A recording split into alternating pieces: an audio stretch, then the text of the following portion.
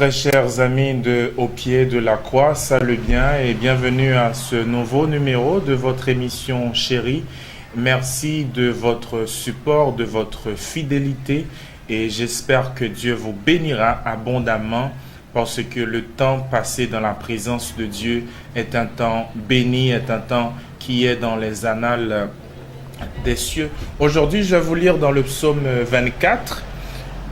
À l'Éternel la terre et ceux qu'elle renferme, le monde et ceux qui l'habitent, car il l'a fondé sur les mers et affermi sur les fleuves. Qui pourra monter à la montagne de l'Éternel?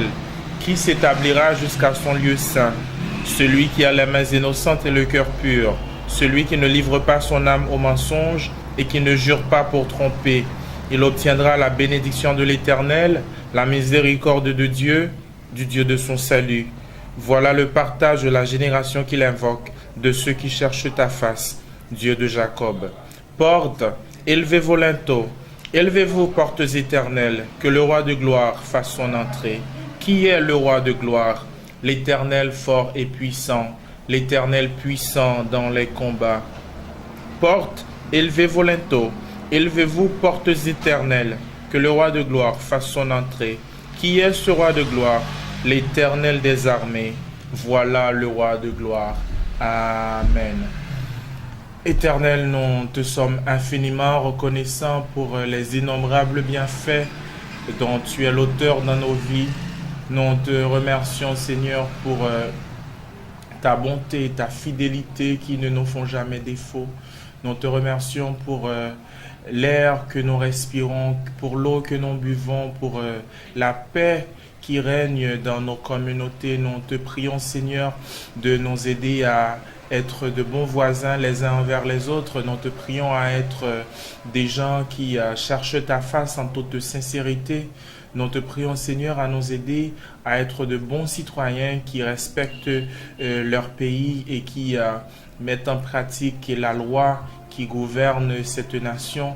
Nous te prions, Seigneur, d'être des gens responsables envers nos prochains, envers nos familles et envers tout le monde. Seigneur, nous avons une pensée spéciale pour ceux qui souffrent, pour ceux qui cherchent ta face en ce moment, pour un problème particulier, pour ceux qui sont en train de prier depuis beaucoup de temps pour une situation difficile. Prière de jeter un regard favorable sur ces gens et de leur dire la paix soit avec vous. Une pensée spéciale, Seigneur, pour les prisonniers et des gens qui n'ont pas la liberté, qui sont loin de leur famille et qui souffrent dans la solitude, qui sont dans le besoin. Nous te prions aussi, Seigneur, pour ceux qui sont malades dans un pays aux soins de santé difficiles. Nous te prions, Seigneur, pour ceux qui souffrent dans leur corps et dans leur esprit. Nous te prions, Seigneur, pour ces gens qui ont des problèmes économiques, qui ont des difficultés de tout genre, mais qui souffrent encore au niveau de leur santé. Nous te prions, Seigneur, pour le monde avec ces catastrophes en cascade, avec toutes ces difficultés qui viennent, Seigneur, les unes après les autres. Nous te prions d'aider les leaders de ce monde à prendre les bonnes solutions afin de délivrer la planète de toutes ces déboires. Permets, Seigneur, que des leaders émergent de chez nous et nous aident à sortir la tête de l'eau, car ça fait trop longtemps, Seigneur, que ce pays est en train de souffrir. Prends soin de nous, accompagne-nous, bénis les fervents téléspectateurs de cette émission, au nom du Père, du Fils et du Saint-Esprit. Amen.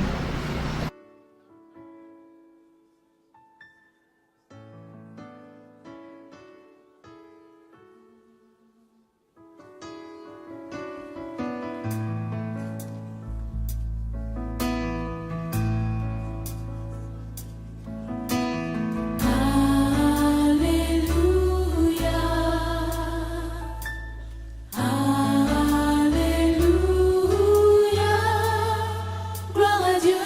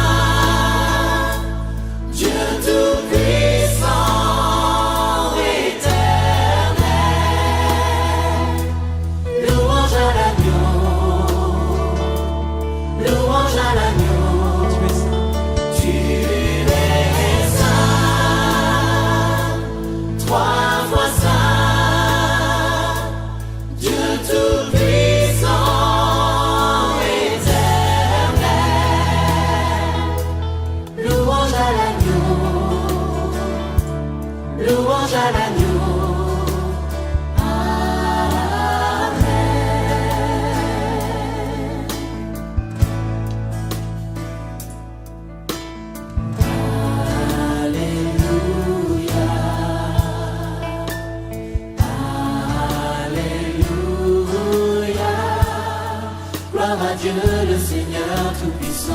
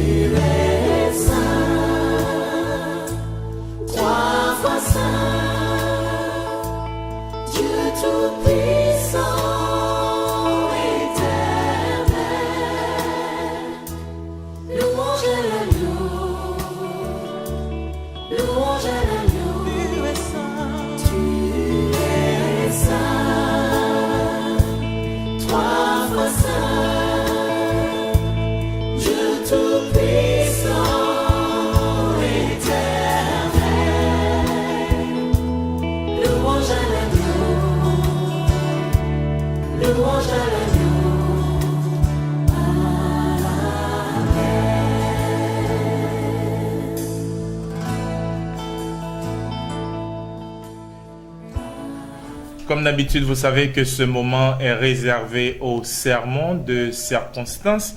Nous abordons en ce jour une nouvelle série qui nous emmènera dans Genèse chapitre 45.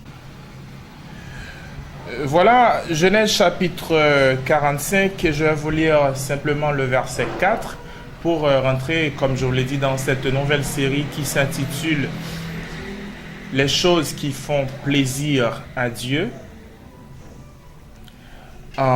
Aujourd'hui, nous allons voir le pardon. Parmi énormément de choses qui font plaisir à Dieu, nous allons voir le pardon. Et comme j'ai dit que je vais lire dans Genèse chapitre 45, vous imaginez déjà que je vais lire une partie de l'histoire de Joseph lorsqu'il rencontre ses frères.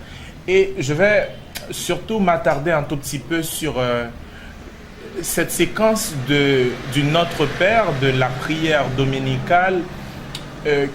Lorsque Jésus a enseigné à ses disciples après, et il a dit « Pardonne-nous nos offenses comme nous pardonnons aussi ». Mais d'abord, je vais vous lire dans Genèse chapitre 45, le verset 4. Joseph dit à ses frères « Approchez-vous de moi ». Et ils s'approchèrent. Il dit « Je suis Joseph, votre frère que vous avez vendu pour être emmené en Égypte. Maintenant, ne vous affligez pas et ne soyez pas fâchés de m'avoir vendu pour être conduit ici, car c'est pour vous sauver la vie que Dieu m'a envoyé devant vous. » Genèse chapitre 45, versets 4 et 5. En fait, le pardon est particulière devant Dieu, et parmi toutes les choses qui font plaisir à Dieu, le pardon est fondamental. La raison, elle est simple. Si nous ne pardonnons pas, nous ne méritons pas le pardon de Dieu. Voilà, c'est simple, c'est clair, et c'est comme de l'eau de cristal. En effet, lorsque Jésus voulait montrer à prier à ses disciples, il leur a dit ceci: quand vous priez, dites notre Père qui est dans les cieux. Et il arrive à un certain moment de la durée où il dit que pardonne-nous, pour mieux dire, nos offenses comme nous pardonnons à ceux qui nous ont offensés. Pour ainsi dire, chaque fois que nous demandons pardon à Dieu pour les offenses personnelles, ça nous renvoie directement aux offenses que nous avons subies. Quelque part, c'est comme une dette que nous avons envers ceux qui nous offensent, parce que nous-mêmes, nous offensons d'autres gens et nous offensons Dieu lui-même. Et si nous ne pardonnons pas à ceux qui nous offensent, nous ne méritons pas non plus que Dieu pardonne à nous-mêmes lorsque nous lui offensons ou que nous offensons d'autres gens. C'est extrêmement important. Jésus raconte cette parabole pour dire qu'un homme devait beaucoup d'argent à un riche. Et que le riche lui a dit, comme tu ne peux pas pardonner, pas pardonner bien sûr, comme tu ne peux pas rembourser tout cet argent, je vais laisser tomber, je vais te pardonner, je vais t'enlever ta dette. Et puis, cet homme, lui qui avait un simple serviteur qui lui avait quelques sous, il le met en prison, lui et sa famille, pour ces quelques sous. Et le grand chef, le roi, pour être plus précis, a appelé ce méchant qui a mis l'autre en prison pour quelques sous, et lui, il l'a fait payer jusqu'au dernier centime. Quelque part, c'est ce sort qui nous est réservé à nous si nous refusons de pardonner aux autres. Si nous ne pardonnons pas aux autres personnes, alors Dieu non plus ne va nous pardonner et va nous faire payer tout ce qui nous ont fait de mal. Et qui peut résister à la colère de Dieu? Voilà. Je pense que l'exemple le plus spectaculaire en termes de pardon dans la Bible est celui de Joseph. Bien sûr, après quand même l'exemple de Jésus à la croix, parce que au fait même de sa souffrance, au top de la souffrance, il eut le courage de dire « Père, pardonne-leur car ils ne savent pas ce qu'ils font ». Mais le deuxième exemple le plus spectaculaire, c'est celui de Joseph, vendu par ses frères en Égypte. Et Joseph, devenu premier ministre, il a tous les pouvoirs, il a tous les moyens de les faire payer pour ce qu'ils ont fait. Joseph choisit de se réconcilier avec ses frères et il pleura quand il les vit, tellement il avait envie de les revoir. Je pense que Joseph nous donne ici un exemple d'amour et de pardon, un exemple extraordinaire, un exemple hors pair. Parce que vous et moi, très souvent, lorsque quelqu'un nous fait quelque chose de mal, nous guettons la plus prochaine occasion, nous guettons la plus prochaine opportunité pour nous attraper au collet de cette personne et la faire payer pour tout ce qu'elle nous a fait. Des fois, nous disons, j'attends qu'il vienne me demander un service et alors je lui ferai voir. Et pourtant, ce que Dieu nous demande, c'est de pardonner. Dieu nous demande, comme Joseph, ce qui lui plaît particulièrement, de ne pas nous souvenir du mal que les gens nous ont fait, mais de les considérer comme des frères. Jésus a dit, aimez vos ennemis et priez pour ceux qui vous persécutent. Ce n'est pas facile, je l'admets. Des fois, c'est un peu dur. Des fois, nous nous souvenons de ce que quelqu'un d'autre nous a fait et ça nous monte la tête et ça nous fait mal. Ça fait verser des larmes. Des fois, c'est quelque chose qui bousille notre vie. C'est quelque chose qui gâte notre carrière. C'est quelque chose qui tue une partie de nous. Des fois, c'est difficile de pardonner. Mais en réalité, chaque fois que nous ne pardonnons pas, La première victime, c'est nous-mêmes. Donc il est important de pardonner premièrement pour soi. Parce que quand on pardonne, on est libre. Lorsque on se souvient de ce que les autres font de mal, c'est comme un fardeau que nous traînons après nous, un fardeau que nous trimballons où que nous allions, et ça, c'est pas du tout intéressant. Joseph était un homme extraordinaire, et vous et moi, Dieu nous appelle à être des gens aussi extraordinaires. Jésus était une personne particulière lorsque nous venons à lui, de même qu'il a pardonné à ceux qui l'ont même cloué sur la croix 77 fois, 7 fois, c'est-à-dire indéfiniment. Nous devons nous aussi lui demander le courage de pardonner et de continuer à vivre, d'être libre, de vivre dans l'amour, dans la liberté que seulement le Seigneur peut donner.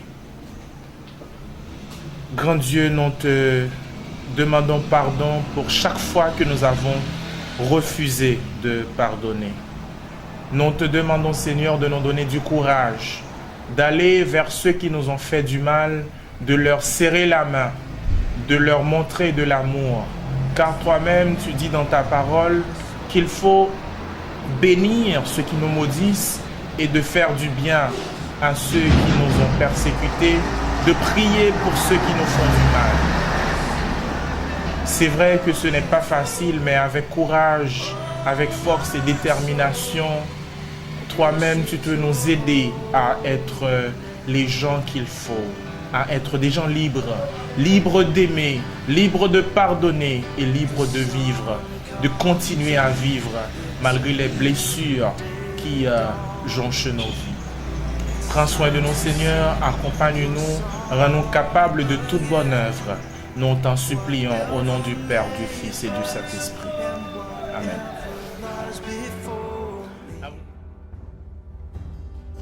Let me be singing when the evening comes. Bless the Lord, oh my soul, oh my soul. Worship His holy name. Sing like never before. Oh my soul, I worship your holy name.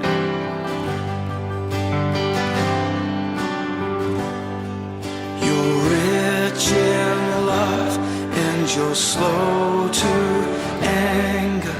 Your name is great and your heart is kind.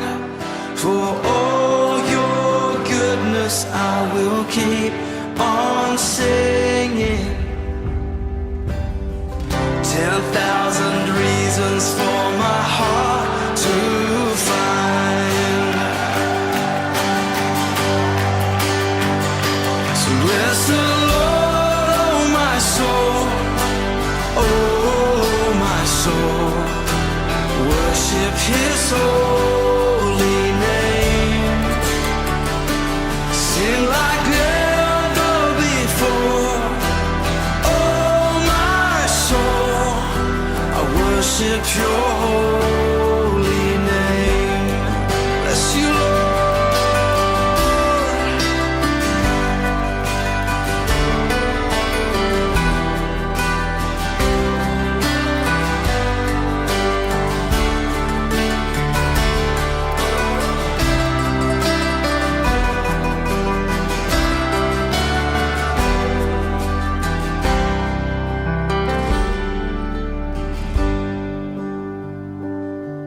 And on that day when my strength is failing, the end draws near and my time has come, still my soul will sing your praise unending. 10,000 years and then forevermore. Forevermore. Bless the Lord.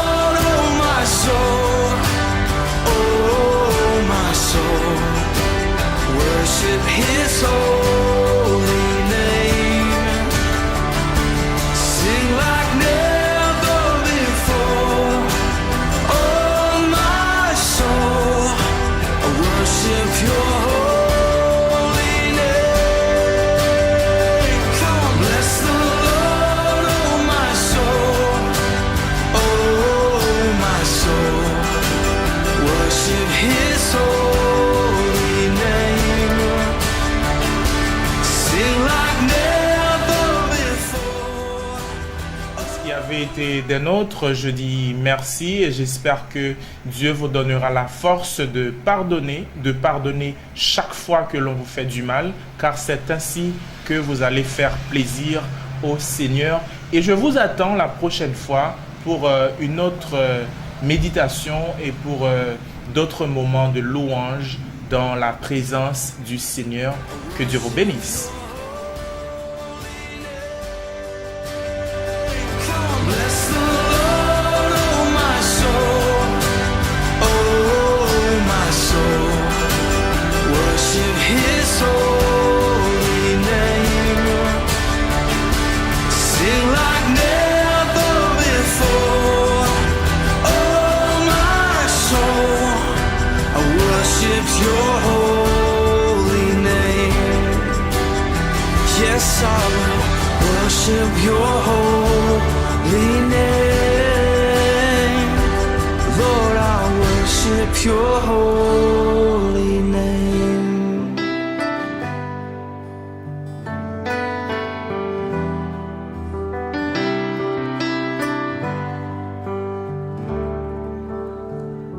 Sing like never before.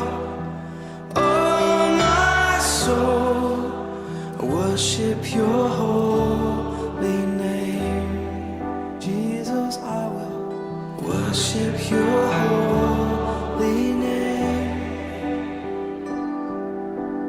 Worship Your